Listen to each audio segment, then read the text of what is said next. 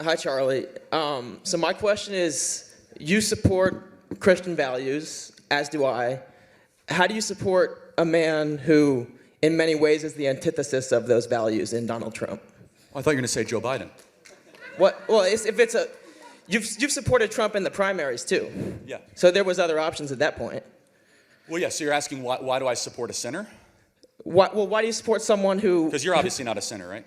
No, I'm a sinner, but his whole life and his values are all the antithesis of what the Ten Commandments are and things like that. Okay, so I'm not even sure what to make of that. Let's just look at his presidency. I mean, was he not an excellent president? Do you disagree? Well, I believe that character matters in our leaders. I do too. So actually, here's my number one mark of character for a politician. Did you do what you say you were going to do? And Donald Trump did what he said he was going to do. Sorry, do we have a wall across the whole southern border right now? Well, we built a couple hundred miles of border wall. But he said he was going to build a full wall. Right, there were limitations for that. He shut down the government for 60 days over that. Hold on a second. Wait, who is you?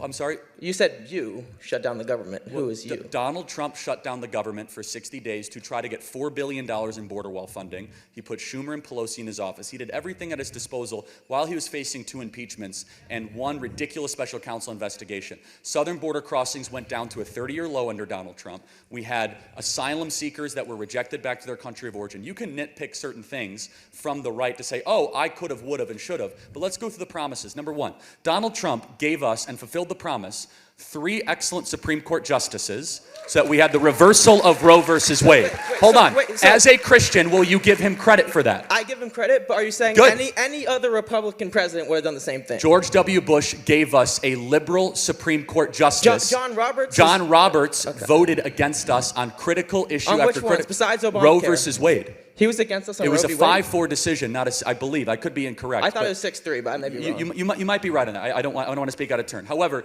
he voted against on many of the other issues recently. By the way, Roberts is very liberal. Okay. So, secondly, George H.W. Bush gave us Anthony Kennedy. It might have been Reagan. Either Reagan or Bush gave us Kennedy. They wouldn't have been elected in 2016 if you had Ted Cruz, if you had Marco Rubio. They would have given us 3 people that match Kavanaugh, Gorsuch, and Coney Barrett. Bush gave us liberal tilt justices. And that's number 1. But let me just ask a question. George W. Bush, did he ever speak at the March for Life? I'm not aware of that. No, he didn't, because he was a pro-abortion Republican because his wife was pro-abortion. Trump can't even sort out his own take on abortion now. Hold on a sec. You keep on changing the script here. You came here as a question is, how can I, as a Christian, support a sinner? We all agree we're all sinners. As opposed to other candidates who probably have better character in the primaries, like Ron DeSantis. What do you mean by character exactly? Like not having a history of adultery, not having a history of immorality, mocking Mike Pence for praying in the White House. So you believe that anyone that has wrongfully cheated on their wife should be disqualified from leadership, public office, all that stuff, yes? So your standards are higher than God's when King David became king over Israel, just so we're clear. When they haven't shown the proper remorse for those actions. Okay, well, you don't know what remorse he has shown or has not shown. But secondly, I'm not going to get into like the deep thicket here of defending Donald Trump's personal life, because we're in a binary right now. And the binary is very simple. Instead of moralizing against a man who's facing 700 years in federal prison for trying to put the American citizen first, I think we as Christians should get on our hands and knees and thank God that we have a fighter that is willing to actually go to D.C. and fight for us against that very regime. So hold on a second. You say, how can I as a Christian? I look at Samson, I look at David, I look at sinners throughout the Bible that were used for God's purposes. Do you recognize that? Yeah, but are you saying that sinners are better than people who have less sins? Because if you looked at someone, just for example, like Ron DeSantis, who has, in my opinion, a much better character than Donald Trump. Are you saying that he wouldn't have gone to D.C. and fought for the values that you're saying Trump would fight for? So I didn't support DeSantis. I like DeSantis. But let's talk about character. By all objective measurements, George W. Bush had better character than Trump. Loyally married, never accused of adultery, Christian. He gave us the Iraq War. He gave us the Afghan War. I mean, you could point to one person. Hold on, no, hold on. I'm talking about the only other Republican president of the 21st century, not one other person. Want me to point to his father, H.W. Bush? What about Reagan?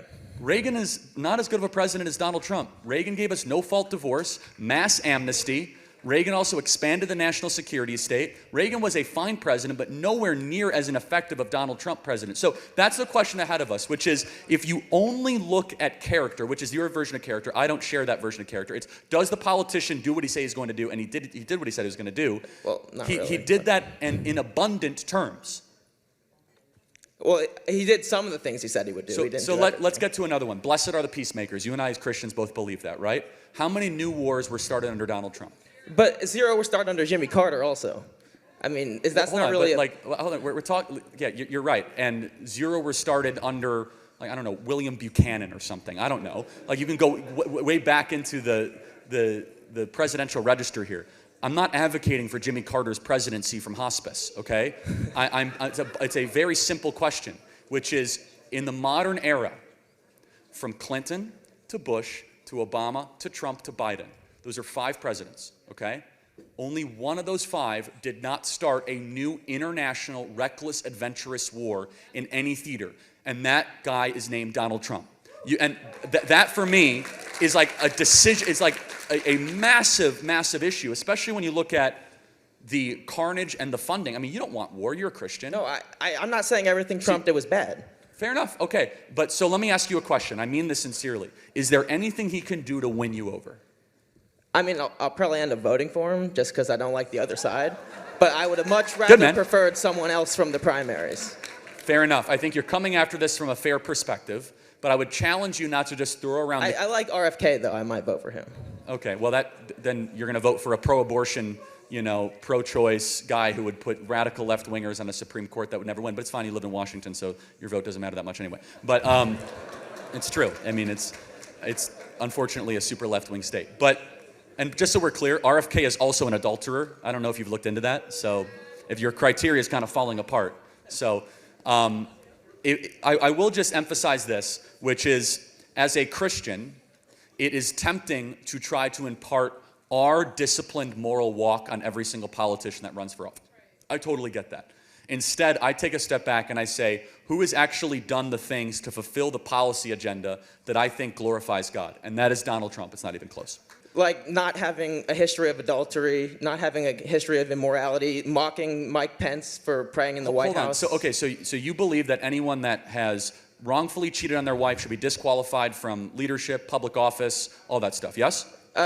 So your standards are higher than God's when King David became king over Israel, just so we're clear. When they haven't shown the proper remorse for those actions. Okay, well, you don't know what remorse he has shown or has not shown. But secondly, I'm not going to get into like the deep thicket here of defending Donald Trump's personal life, because we're in a binary right now. And the binary is very simple. Instead of moralizing against a man who's facing 700 years in federal prison for trying to put the American citizen first, I think we as Christians should get on our hands and knees and thank God that we have a fighter that is willing to actually go to D.C. and fight for us against that very regime. So hold on a second. You say, how can I as a Christian? I look at Samson, I look at David, I look at sinners throughout the Bible that were used for God's purposes. Do you recognize that?